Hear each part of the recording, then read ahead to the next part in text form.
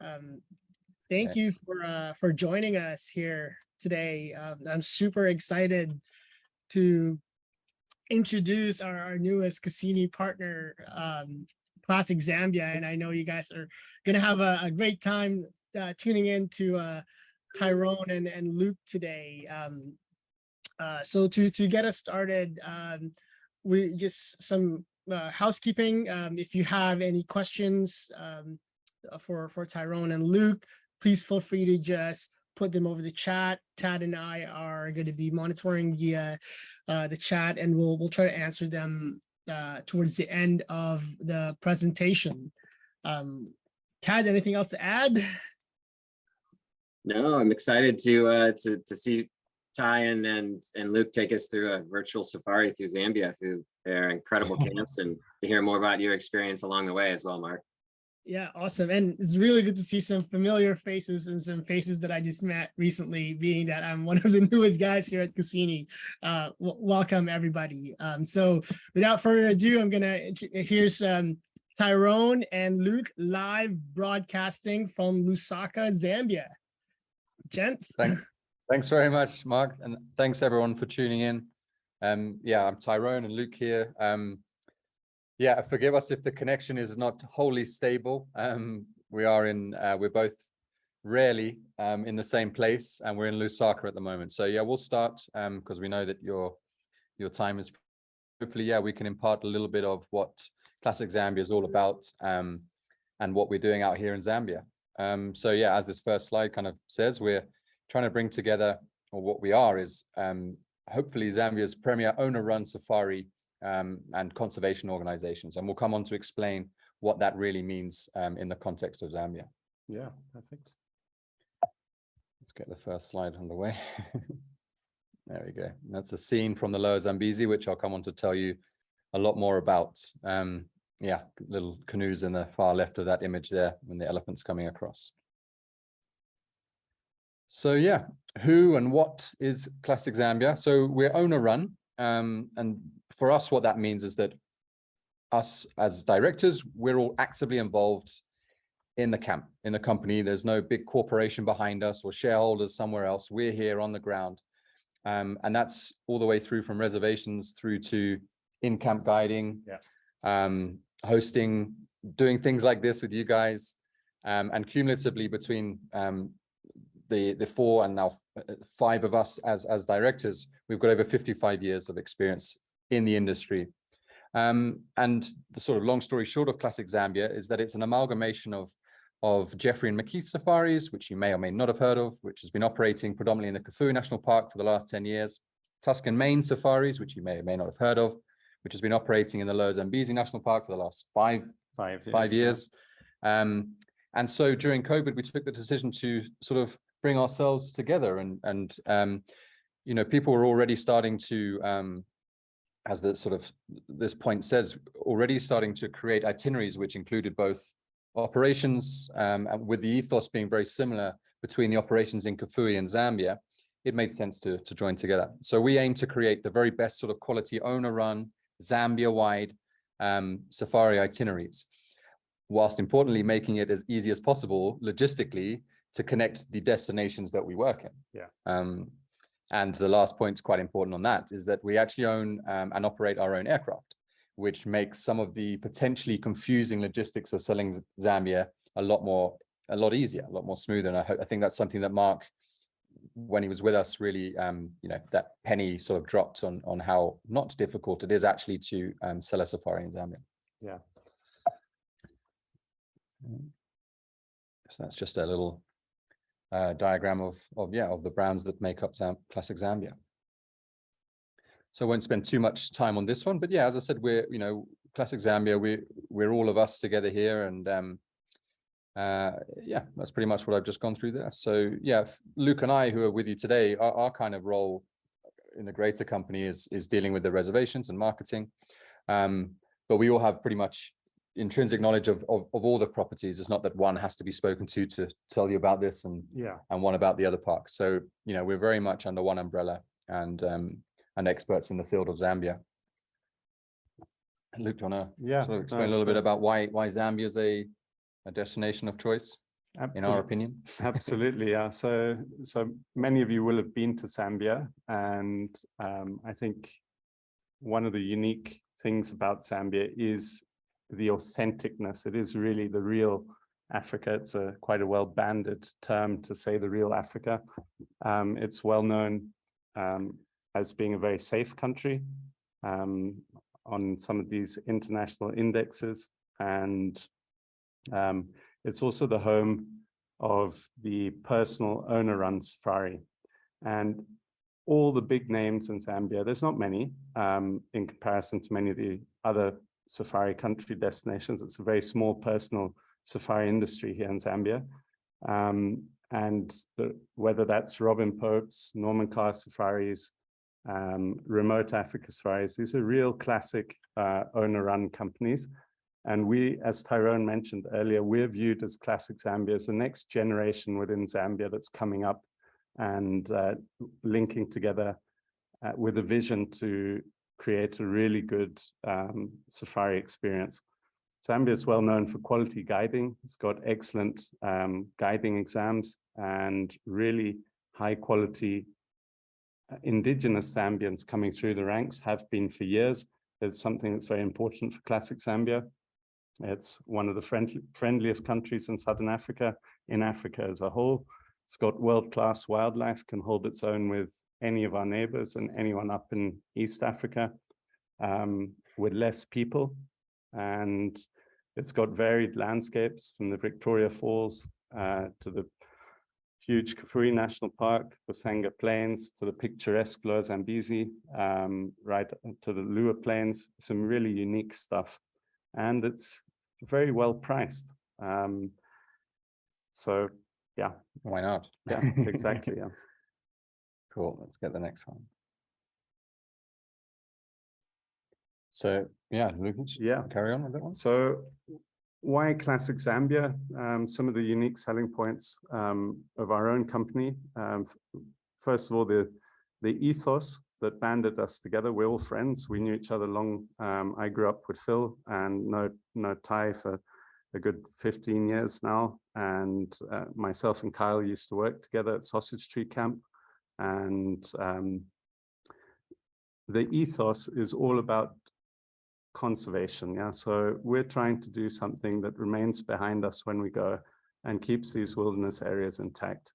And that's the driving core of our passion and drives every decision we make and how we present ourselves and what we try to produce for our clients. Yeah. A big part of that is we ask ourselves a simple question: why does someone go on a safari in the first place? If you could whittle it down to one answer, it's to see animals, to see the wildlife. What is the best way we can impact that experience from this end? And that's with elite quality guiding. Kyle in the top left there is part of Zambia's national curriculum. He's an examiner. He writes the canoeing and the walking exams and conducts those trainings internally for us and nationally for other guides. There's high quality activities. There's a big variety in Zambia. You don't need to be in a private concession like in Botswana. You can do night drives. You can do walking safaris. You can do canoeing safaris, and all of that from your doorstep. So the proximity to the wilderness and these activities is really a big thing here. Yeah. Premier wildlife locations, where all of our camps are situated in the heart of the best game viewing areas in Zambia. Authentic camp life experiences. For us, the safari experience is very much about feeling it and living it. And the only way to do that is to get you close to nature and to surround you with people who really know what they're doing and enjoy what they're doing and who have done it before. And so we try not to have too much paraphernalia and let what's outside of the tents do the speaking and do the talking. And yeah, so that's really what we're all about. Yeah, and if I could just add, I mean, all of those are super true in what I just experienced a couple of weeks ago, especially in my, in my previous job where I got to check out as many hotels as I can. I've been guided with some of the best safari brands throughout the continent, from Botswana to East Africa, in South Africa. And I would say, from a guiding perspective, these are some of the best that I've seen. And I'm not, just saying that because they're in front of us right now. And I truly mean that, having spent time with Tyrone and Kyle, as well as the guides that they've had train with them. And the camp experience was just, so magical. They let the nature around them do the talking. Right. So they've done a really good job doing it that way. But I just want to add, like, it was super authentic. I really loved it. Yeah. Thanks, Mark. Yeah. Thanks, Mark. Yeah, we're old school at heart as well. We've gone back to the apprenticeship system. We don't hire and fire guides. We build them up from the beginning. So in this picture, you've got Gilbert at the left. Here, he's come through our ranks. There's Given standing next to you in the middle. Given was one of our housekeepers. He's currently gaining experience doing some film crew work. Yeah, so we're really, the apprenticeship system is what works best. It's whether you're a ski instructor or safari guide, actually gaining those hours in a canoe with somebody of experience next to you who's done it before. There is no substitute for that. And it also means that our ethos that comes down from us as owners and directors is imparted into our guides and therefore forward into our guests. And it's a really big deal for us. Yeah. And just to add on there, ultimately what that ends up in, having good guides and a history of that and an ethos of that, is the activities, because fundamentally that's what our guests, that's the experience they have of their safari. So yeah, you assume that the camps are in great locations, that the camps are nice, but it's when you're out of the tent in the bush is when those activities and the quality of your guide really comes to fruition, which is why we're emphasizing the diversity of activities that Zambia has on offer. And especially in a park like the Lower Zambezi, where, as you can see from all these images, walking with elephants on the left there, canoeing with elephants in the middle there, game drives at sunset. And there's Mark somehow managed to snag himself a little tiddler there in the corner as well somehow. I think I saw him buy that in the market just before that photo. I think the beers were good luck, to be honest. Like, I was a couple of deep at that point. The beers are always good luck, Mark. Yeah. Yeah. But I was gonna add, from a canoeing perspective, being Canadian and have, like, in the summers we go out canoeing a lot. Just that canoeing trip that we did in Lower Zambezi was just phenomenal. And I say that from a guiding perspective. In one instance where, the group wanted to take a photo of the sun setting, and the current there was quite strong. So what Richmond did, he basically turned the canoe going against the current. And, you're so busy taking a photograph of the sunset that you didn't realize that he was paddling so nice and smoothly, keeping that canoe stable, going against the current. Like, thinking about that just goes to show how skilled some of these guys are. Like, for me, that was such an amazing experience. The X factor on these activities comes from your guide. It's that simple. Cool. Should we pop through to the next slide, which is to talk about the location of the camps. So we'll start with the Lower Zambezi. And just this map is basically to give us an idea of other named camps that you may have heard other than ours. You can see Jeki Airstrip, which is one of the two main strips in the Lower Zambezi in the left-hand side of the image. It's a 35-minute hop from Lusaka, very easy to get into. You've got pro flights flying in twice a day. We've got an R plane flying in every day. Very easy to get into. Just beneath is Lolobezi, which is the luxury new camp by whoever they're called, African Bush Camps. So then you see our two camps are Chula and Kutali. So you see Chula is the next one along as you go east. And then as you go further east again, Old Mondoro, well-known camp there, fantastic bush camp. Further east again, Kutali. So our two camps, Kutali and Chula Island Camp. So that's where they are geographically. As you can see, both of them right on the banks of the mighty Zambezi itself, overlooking the Mana Pools. So you've got wilderness on both sides of the river where we are. So just quickly there, that's on the opposite side is the Sapi concession, which many of you will probably have heard from Great Plains.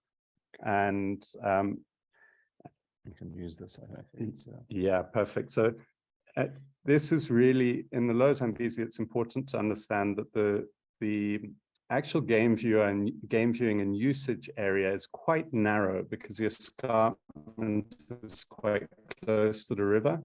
And the key area is here in the east. That's where we are with Chula and Kutali, either side of Old Mindoro. This is the most productive wildlife area, but it's also far away from the masses. And you can see that the border of the national park is where those two stars are on the left-hand side that sit on top of each other.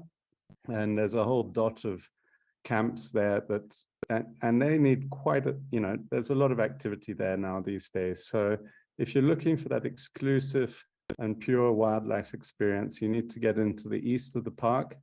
So our locations really are prime. Cool. Just as we sort of keep moving through, so we're just jumping to the Kafue National Park here, where our other two camps are situated. The map on the left is, Google always gets it wrong. There's a big chunk of the dark green missing from the heart in the middle. This is National Park 2. But anyway, the park is huge. It's the size of most countries in Europe. Belgium, for example, Wales, huge area, but our two camps are in the northern part. And the scale is something that's very important to understand about the Kafue, because whilst it's massive and that sounds interesting and it is as wild as anywhere else in the world, I believe it's the 5th largest park in the world, that can sometimes make it difficult to get to grips with. And so hopefully the next few slides will explain a little bit about why our two camps are positioned where they are. Musekesi camp, our main camp, our kind of flagship camp, and our camp on the Busanga Plains called Ntemwa. So just to give you an example, I don't know if you can see my cursor moving around as I do this. It's probably annoying if you are seeing it, but if not, where this heart is here is where the right-hand map is. And these are all the loop roads around Musekesi camp. And it looks like there's, loads of roads. It must cover kilometers and kilometers, but it's just this tiny section of the national park that covers. So it's the Kafue is areas of high dense wildlife. And of course, there are areas with less dense wildlife, but it's finding those high dense wildlife areas is what's important when selling somewhere like the Kafue. And that's where our two camps are all about, Musekesi and Ntemwa. As I say, yeah, productive wildlife. People don't associate this with the Kafue.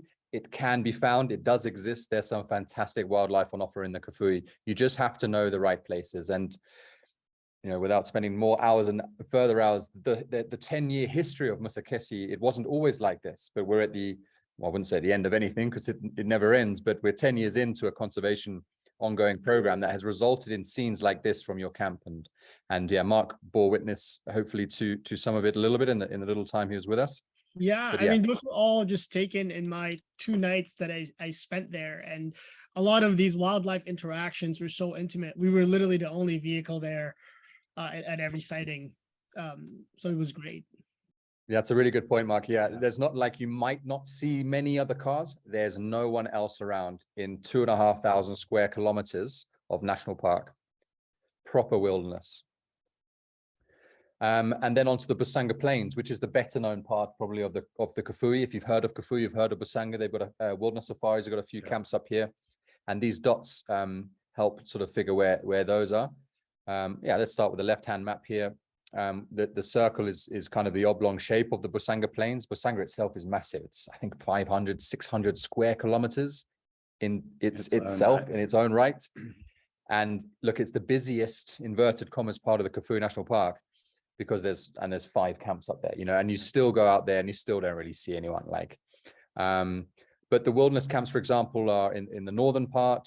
Shumba is here, and then in the southern part of the Busanga Plains is where we're based.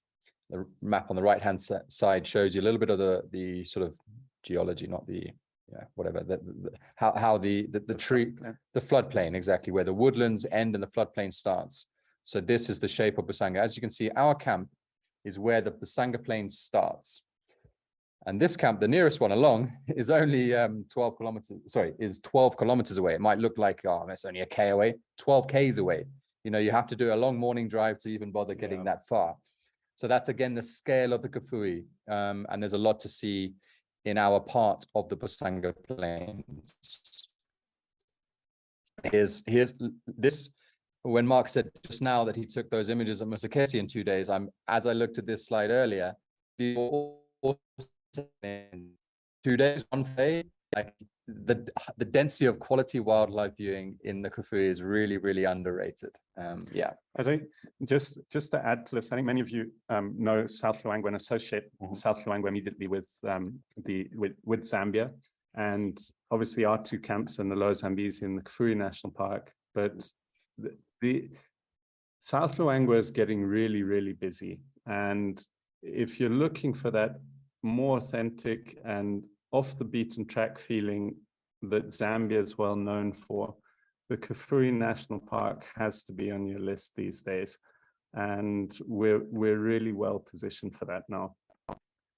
So yeah, that's a little bit about the camps and the parks, and then, you know, as we spoke about a little bit of camp life with Classic Zambia, what it's all about, and these images are there to kind of show you that, you know, we are a classic safari company. You know, we're not trying to do something that we're not, but we're still providing, we still aim to provide a really fantastic experience, but being earthy, you know, being in the bush, having your tea and coffee under the winterthorn forest with, you know, with Zambians, you know, just passionate work. You know, that's what camp life looks like here in our camps. Yeah, non-pretentious and classic. I think, you know, some luxury can be defined in many different ways for many different people, and for some people it's, you know, gold taps and fancy dining. For us, it's the privilege to be in an area like this and to share it with like-minded people and our guests that come and the staff that work with us, and to just be in a very pure environment like this, as close to nature as possible. So that's our approach. And I just want to add, I guess, sorry, yeah, sure. Ty, you know, some of the guests that stayed at the camp while I was there, and talking to them in our campfire conversations, a lot of them have actually stayed in some of, you know, your premier 5-star luxury camps. Like some of the guests have stayed their previous safaris, they were at Agama Mara, Singita, Great Plains. So these are guests that are accustomed to like super 5-star lodging. And then I asked them, you know, hey, so what made you guys choose Classic Zambia and the camps with Lower Zambezi and Kafue? And all of them basically said, hey, I want to go back to what's, you know, more of a traditional safari, you know, feel the earth, be kind of down and dirty with the dust, you know, have bucket showers. So a lot of them are kind of reverting back to that experience. And I just found that super fascinating. It's a good point, Mark, and it's also worth noting that, you know, there is enough product now in Zambia that you can combine these experiences. So if you do have clients that are interested in something that is a bit more fancy, they fit well right in there with our itineraries. And if you're looking for something a bit more authentic, we really are the place to go for that. Cool. And I suppose all that feeds into what we spoke about at the beginning, our kind of raison d'etre for ourselves as a company, and what kind of sets us a little bit apart. A lot of camps and companies talk about getting involved in conservation, or, you know, or some maybe a community project, and that's generally in-kind support. But what's different with Classic Zambia is that in 2017 we established, through the revenues of our tourism operation, so this is not just bed levies and, you know, the odd bag of mealie meal, we spend our revenues, our kind of life's work, on the creation of an anti-poaching NGO in an area of the Kafue National Park that needed it. And we were not getting any help by authorities to help protect. Remember, the Musikesi region, as I said just now, is 2,500 square kilometers, and there was no anti-poaching going on in that area. We had a spate of poaching in 2017, and we had to sort of tackle that. And so we had no, I say no choice, but ethically we felt we had to do something. And so, yeah, we've been plowing our life's work into the conservation efforts of Musikesi conservation, and we're now a good few years into that.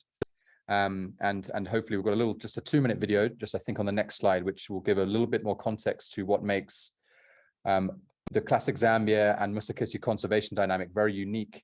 And we hope a bit of a blueprint for people that say they get involved in conservation to actually do so in more in depth. So let me see if I can play this. Let me know if you can, a thumbs up if you can see this and hear this, Mark. Starts a bit slow. Yeah.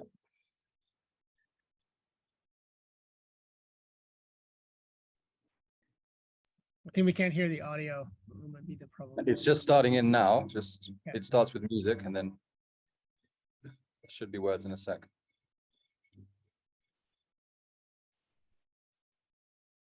The threat of increasing trends in bushmeat poaching and habitat destruction from uncontrolled fires across the eastern Kafue ecosystem is unprecedented. Recognizing the urgency to address these threats, Musikesi Conservation was established in 2018. Understanding the scale of the area and the limitations on the ground of basic logistics for the patrol teams, one of the primary objectives of Musikesi Conservation is to provide logistical support. A couple of years down the line, and with the help of a few key donors and generous individuals, we are seeing incredible results. We have managed to recruit and train 3 full-time anti-poaching teams that operate out of our recently completed anti-poaching base, and together with the Department of National Parks and Wildlife, have taken on the responsibility of protecting a core area of the eastern Kafue ecosystem, some 2,500 square kilometers. The task of protecting such a large area is challenging, but our hopes are to introduce aerial support to make this enormous area manageable. And as time goes by, we will add more ground teams and support them through improving infrastructure. In addition to all of this, we are monitoring our impact on the area by introducing an ecological research component to Musikesi Conservation to ensure that we are fulfilling our objectives and making evidence-based decisions. This includes camera trapping, fire management, and monitoring of large carnivores. In the long run, this will add to a greater understanding of the Kafue, but hopefully also show the world what is possible with the right motivation and intentions. Every day is an opportunity to learn and adapt. The task at hand is enormous, but with continued support, we can and will achieve these small but critical milestones.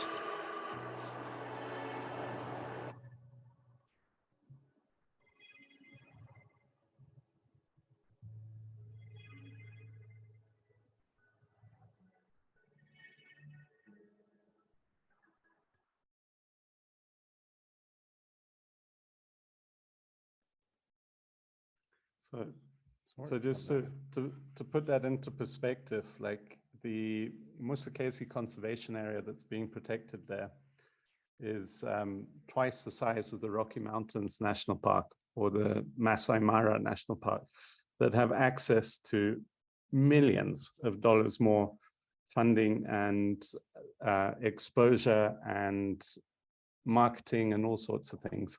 So this really is something quite special, and it's actually a really popular activity to do at Musikesi Camp, is for clients to go in and have a look at what actually happens behind the scenes and to see what their tourism dollars are actually doing. So this is something we're really, really proud of. Cool, thanks. Let's carry on with the last sort of few slides. Coming on to guys, can I just jump in real quick? Yeah, good. We have a question that's relevant right now from Nicole as to whether guests get to interact or meet the anti-poaching team at Musikesi. I know, Mark, that was a big highlight of your experience there, but maybe you could touch on that briefly. Yeah. So Luke did touch on it very, very quickly, but yeah, absolutely. So the anti-poaching base camp is about 15 kilometers south of Musikesi camp itself. And so, it's not right there, but it's not miles away. So we have a research team and we have an anti-poaching team, as the video just kind of highlighted. So if guests are interested, we make contact with the team down there at the anti-poaching base camp, and we take a morning game drive down to that area, get there sort of mid-morning and have an hour, 2 hour long, sometimes it goes on even longer with very interested guests asking lots of questions. But you get to, to meet the teams, to actually get under the skin of the project. Yeah. It's intrinsic. Our staff, we're all the same. It's one. It's not a surface level visit. You go and you meet Cedar, the radio operator, and you see what it means to pick up a snare and have a look at the armory, and Yeah, it's definitely an activity. It is an activity. It is on offer, but likewise, we don't ram it down people's throats. We also appreciate that it isn't for everyone. Some people are there just to go walking and try and find as many lions as possible, and that's absolutely fine. But there are increasingly more and more people that are interested, and this really makes a really cool, different activity. And to be honest, Musikesi conservation wouldn't exist to the extent and had the success that it's had to the extent it has if it wasn't for having interested guests go down there. We have a lot of philanthropic support from our tourists because it is a genuine project where the money is tangibly, kept and seen on the ground. It's easily up there with one of our most, if one can reduce that to being called an activity, it's one of the most popular activities that people do, and they're often not expecting it, and I don't know, there isn't anywhere else in Zambia where you can, just pootle down the road and have a look behind the scenes like this and really feel it, see it. And meet an anti-poaching officer. Yeah. And meet an anti-poaching officer. And even since that video, it's come on leaps and bounds. We now have aircraft support. We have an aircraft operating. Yeah. I think there's Fire now protection. Fire protection. Yeah. There's 4 patrol units, Yeah. Gone up from 2. And it's really a special thing. Yeah, good question. But yeah, absolutely taken generally as a morning activity, because 15 Ks through the bush, there's a good chance to go and see some sable or wild dog and stuff on the way. It's a big park and there's lots to see in the Miombo. So yeah, good question. Guys, just for everybody attending, just some logistics. You've gotten hopefully a really good sense of what these guys are all about, the vibe of Classic Zambia, the whole ethos. We're going to dive now into more detail on all of the camps. I know you're all super busy. Hopefully you're selling a lot right now. Hopefully you're about to sell some Zambia safaris. But we will be recording this too. So if you need to pop out for any reason, we will be sending out links to the entire webinar as well as the sections on just the camp. So understood if your time is tight. But thank you for joining us at the very least to get the most important thing, which is what makes Classic Zambia so special. It's so unique, and some of those unique selling points that Kai and Luke have just gone through. But carry on, guys.